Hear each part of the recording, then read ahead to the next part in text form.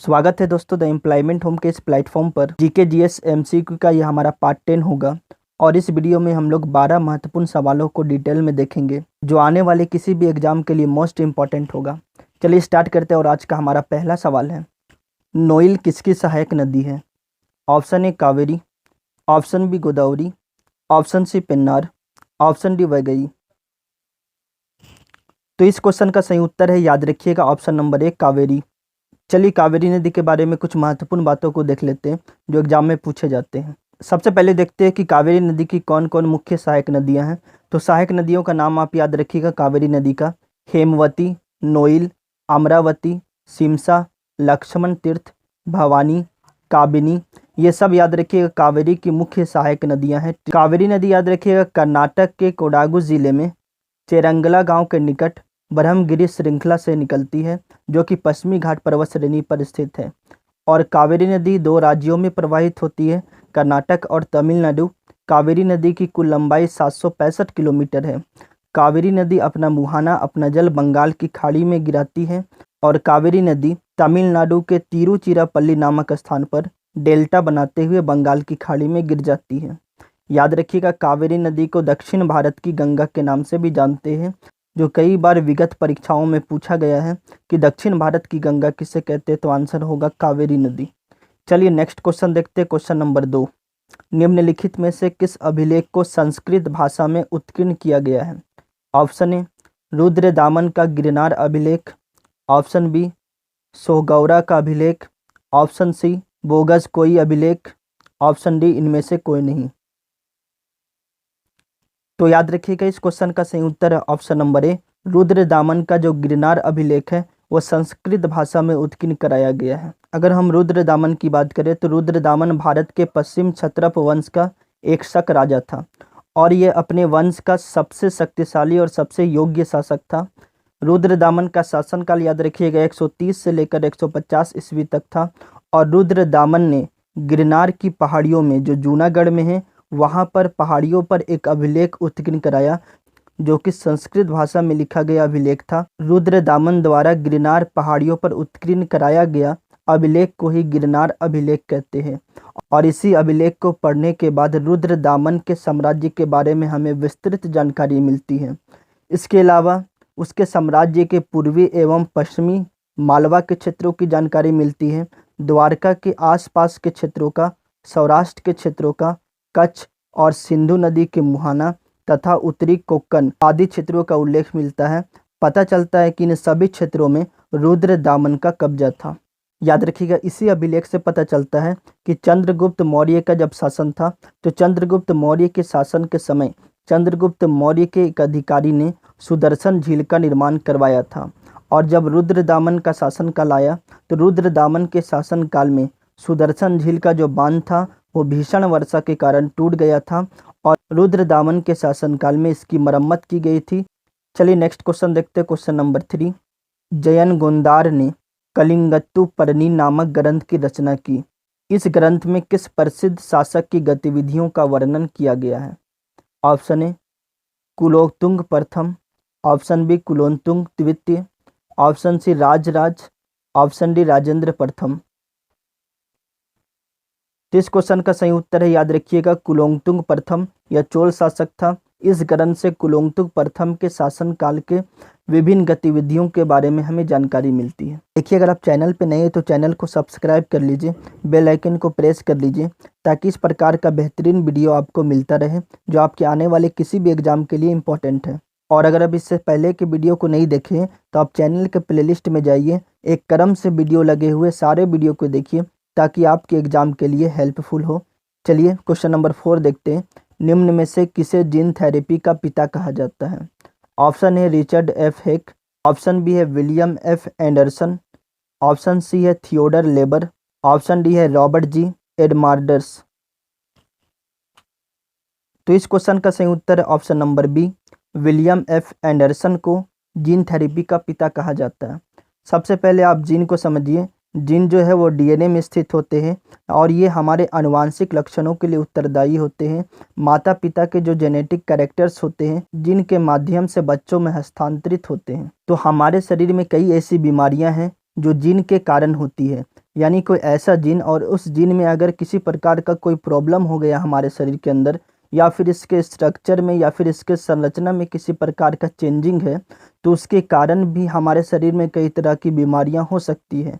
तो हम gene therapy के माध्यम से क्या करते हैं, वैसे जीन जिस पे विकार उत्पन्न हो गया है, जिस पे कुछ प्रॉब्लम उत्पन्न हो गया है, जिसके कारण वो अपने कार्य नहीं कर पा रहे हैं, जीन थेरेपी के माध्यम से हम उस जीन की पहचान करते हैं और उस जीन के जगह पे हम एक्टिव जीन को स्थापित कर देते हैं, जो अपना कार्य सही ढंग से कर पाते हैं, और इसी को जीन थेरेपी कहते हैं। जीन थेरेपी के माध्यम से कई तरह की बीमारियों से बचा जा सकता है। जीन थेरेपी के अंतर्गत मुख्य रूप से 3 विधियों का प्रयोग किया जाता है। पहला प्रोसेस है जीन प्रतिस्थापन।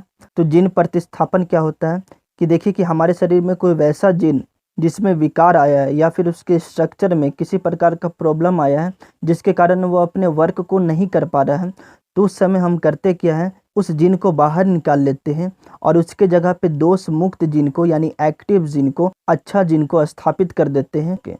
ठीक है। जीन सुधार में, तो जीन सुधार के अंतर्गत हम क्या करते हैं, इस विधि के अंतर्गत उस जीन में जिसमें विकार आया है, हम जीन थेरेपी के माध्यम से थोड़े बहुत विकार को ठीक कर देते हैं और उसी जीन को हम एक्टिव कर देते हैं, ताकि वो जो है विकार मुक्त होकर अपने कार्यों को सही ढंग से कर पाए। और तीसरा विधि है, याद रखिएगा, जीन ऑगमेंटेशन। और इस विधि के माध्यम से हम क्या करते हैं, जो जीन में विकार आया है, जीन में कोई प्रॉब्लम आया है, हम उस जीन को बाहर नहीं निकालते, बल्कि एक एक्टिव जीन को, जिसमें विकार आया है, उस जीन के साथ हम रख देते हैं, ताकि जो एक्टिव जीन होगा, जो दोष मुक्त जीन होगा, वह जीन क्या करेगा, उस विकार जीन को धीरे धीरे ठीक करता रहेगा, और एक समय ऐसा आएगा कि वह जीन ठीक हो जाएगा और वह जीन अपने कार्यों को सही ढंग से कर पाएगा।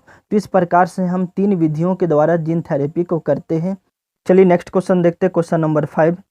सिक्किम भारत का 22वां राज्य कब बना? ऑप्शन ए है 25 जनवरी 1971, ऑप्शन बी है 21 जनवरी 1972, ऑप्शन सी है 26 अप्रैल 1975, ऑप्शन डी है 22 अप्रैल 1976। तो इस क्वेश्चन का सही उत्तर है ऑप्शन नंबर सी, 26 अप्रैल 1975 को सिक्किम को 22वां राज्य का दर्जा दिया गया। चलिए नेक्स्ट क्वेश्चन देखते हैं, क्वेश्चन नंबर 6। चिकनगुनिया बुखार उत्पन्न करने वाले विषाणु का प्राथमिक वाहक कौन है? यानी चिकनगुनिया बुखार जिस वायरस से होता है, उस वायरस को ढोकर लेकर जाने वाला मच्छर का नाम आपको बताना है। तो ऑप्शन है एनाफिलीज मच्छर, ऑप्शन बी है सिलिकेस मच्छर, ऑप्शन सी एडिस एजिप्टाई मच्छर, ऑप्शन डी है उपरोक्त में सभी।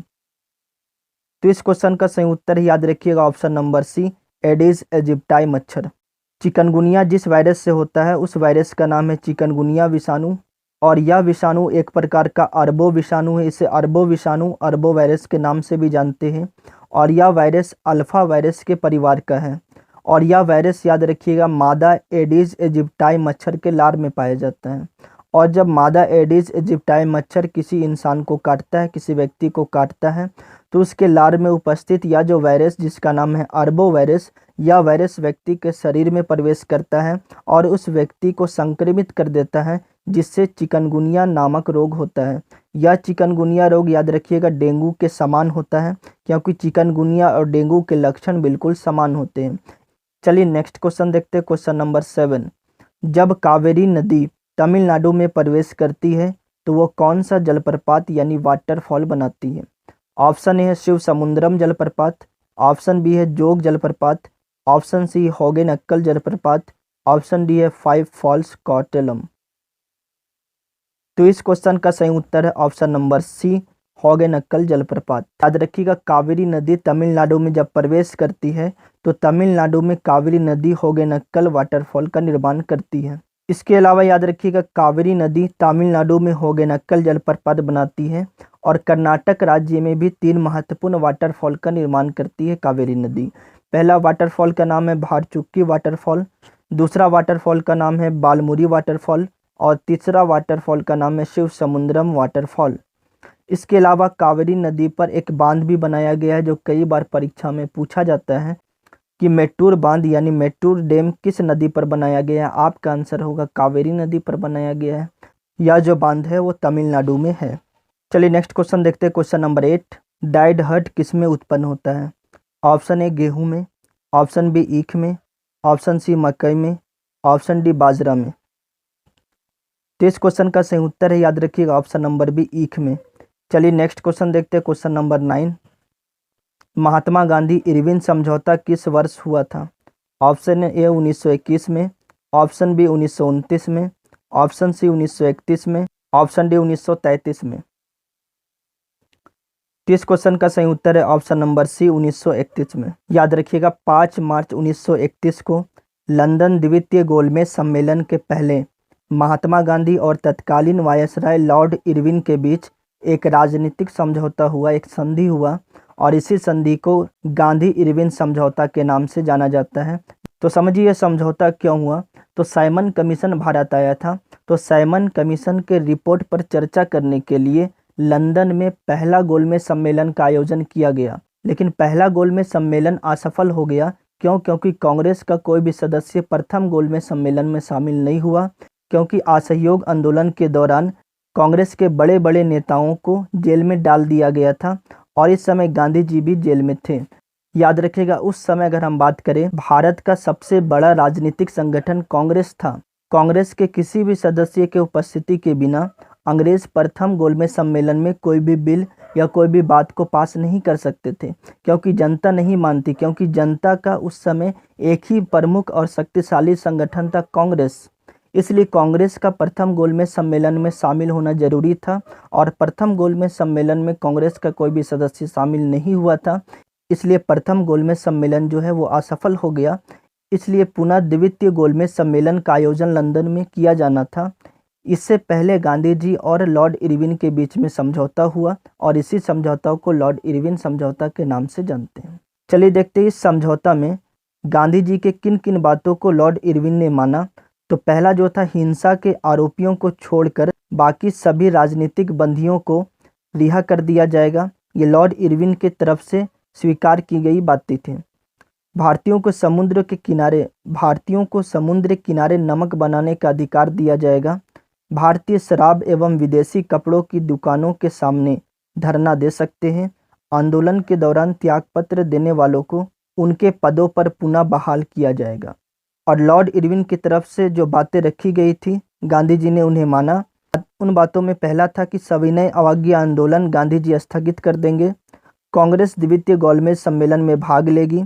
कांग्रेस ब्रिटिश शासन का बहिष्कार नहीं करेगी। गांधी जी पुलिस की ज्यादतियों की जांच की मांग छोड़ देंगे। और इसी समझौते के बाद द्वितीय गोलमेज सम्मेलन हुआ, और गांधी जी कांग्रेस का प्रतिनिधित्व करने के लिए द्वितीय गोलमेज सम्मेलन में भाग लिए। चलिए नेक्स्ट क्वेश्चन देखते हैं। क्वेश्चन नंबर 10 है, भारत में प्रथम रेल लाइन का निर्माण किन शहरों के बीच हुआ था? ऑप्शन ए हावड़ा और श्रीरामपुर के बीच, ऑप्शन बी है बम्बई और ठाणे के बीच, ऑप्शन सी है मद्रास तथा गुंटूर के बीच, ऑप्शन डी है दिल्ली तथा आगरा के बीच। तो इस क्वेश्चन का सही उत्तर ऑप्शन नंबर बी, बम्बई और ठाणे के बीच में भारत में पहली बार रेल चलाई गई। याद रखिएगा, पहली बार भारत में जो रेल है वो 16 अप्रैल 1853 को चलाई गई, और यह रेल जो है मुंबई से लेकर ठाणे के बीच में चली। 33.81 किलोमीटर इसकी लंबाई थी, यानी 21 मील इसकी लंबाई थी। और उस समय भारत के जो गवर्नर थे उस समय, याद रखिएगा, लॉर्ड डलहौजी। याद रखिएगा, भारत का तथा एशिया का, इसके अलावा विश्व का सबसे लंबा रेलवे प्लेटफॉर्म जो है वो गोरखपुर रेलवे प्लेटफॉर्म है, उत्तर प्रदेश। और इस रेलवे प्लेटफॉर्म की जो लंबाई है वो 1366.33 मीटर है। इसके अलावा याद रखिएगा, विश्व का सबसे लंबा रेल मार्ग ट्रांस साइबेरियन रेल मार्ग है। चलिए नेक्स्ट क्वेश्चन देखते हैं, क्वेश्चन नंबर 11। पाकिस्तान शब्द का पहली बार प्रयोग किसने किया था? ऑप्शन ए चौधरी खलीक उस जमन, ऑप्शन बी फजलुल हक, ऑप्शन सी चौधरी रहमत अली, ऑप्शन डी मोहम्मद अली जिन्ना। तो इस क्वेश्चन का सही उत्तर ऑप्शन नंबर सी, चौधरी रहमत अली। पाकिस्तान शब्द का पहली बार प्रयोग जो है वो चौधरी रहमत अली ने किया था। पाकिस्तान शब्द का सर्वप्रथम प्रयोग कैम्ब्रिज विश्वविद्यालय के छात्र चौधरी रहमत अली ने 1933 में किया था। और यह याद रखिएगा, 22 मार्च से 23 मार्च 1940 को मुस्लिम लीग का अधिवेशन लाहौर में हुआ था, और इस अधिवेशन की अध्यक्षता मोहम्मद अली जिन्ना ने की थी। और 1940 के लाहौर अधिवेशन में पहली बार ऑल इंडिया मुस्लिम लीग के द्वारा एक अलग मुस्लिम राष्ट्र पाकिस्तान की मांग की गई थी। कई बार पूछा जाता है पाकिस्तान की मांग सबसे पहले किस अधिवेशन में किया गया, तो 1940 के लाहौर अधिवेशन में किया गया। और इसी अधिवेशन में याद रखिएगा एक अलग राष्ट्र पाकिस्तान के राज्य निर्माण का प्रस्ताव को पारित भी किया गया था। चलिए नेक्स्ट क्वेश्चन, अंतिम क्वेश्चन देखते हैं। भक्ति आंदोलन की शुरुआत भारत के किस क्षेत्र में हुई थी? ऑप्शन ए है उत्तरी भारत से, ऑप्शन बी है दक्षिणी भारत से, ऑप्शन सी है पूर्वी भारत से, ऑप्शन डी पश्चिमी भारत से। तो इस क्वेश्चन का सही उत्तर है, याद रखिएगा ऑप्शन नंबर बी, दक्षिण भारत से। भक्ति आंदोलन की शुरुआत जो है दक्षिण भारत से हुई थी। पिछले वीडियो में हमने आपसे एक सवाल पूछा था जिसका जवाब आपको कमेंट बॉक्स में देना था। सवाल था इंडियन नेशनल कांग्रेस की प्रथम महिला अध्यक्ष कौन थी? ऑप्शन ए था Nellie Sengupta, option B Sarojini Naidu, option C Annie Besant, option D Rajkumari Amrit Kaur. तो इस क्वेश्चन का सही उत्तर था option number C, Annie Besant. याद रखिएगा इंडियन नेशनल कांग्रेस की प्रथम महिला अध्यक्ष एनी बेसेंट। लेकिन सवाल अगर ये पूछा जाए कि इंडियन नेशनल कांग्रेस की प्रथम भारतीय महिला अध्यक्ष, तब इसका आंसर होता क्या? सरोजनी नायडू। चलिए देखते हैं किन किन छात्रों ने इस क्वेश्चन का सही जवाब दिए थे। तो राज गुप्ता, रीना, उदय, पूनम सिंह, शहबाज आलम, रवि कुमार, सोनू कुमार रजक, सादिक, कविता राय, फनिंदर, अजहर, अनवर, रियाज, कुंदन, अरुण देव, आनंद, शंकर बेदिया, दीपराज। इन सभी छात्रों ने इस क्वेश्चन का सही जवाब दिए थे। चलिए आज आपसे एक सवाल पूछते हैं और इस सवाल का जवाब भी आपको कमेंट बॉक्स में देना है और आपको यह भी बताना है कि आप कितने सवालों का जवाब दे पाए। हिमाचल प्रदेश को पूर्ण राज्य का दर्जा कब दिया गया? ऑप्शन ए 25 जनवरी 1971, ऑप्शन बी 21 जनवरी 1972, ऑप्शन सी है 26 अप्रैल 1975, ऑप्शन डी है 22 अप्रैल 1976। तो इस क्वेश्चन का आंसर आपको कमेंट बॉक्स में देना है।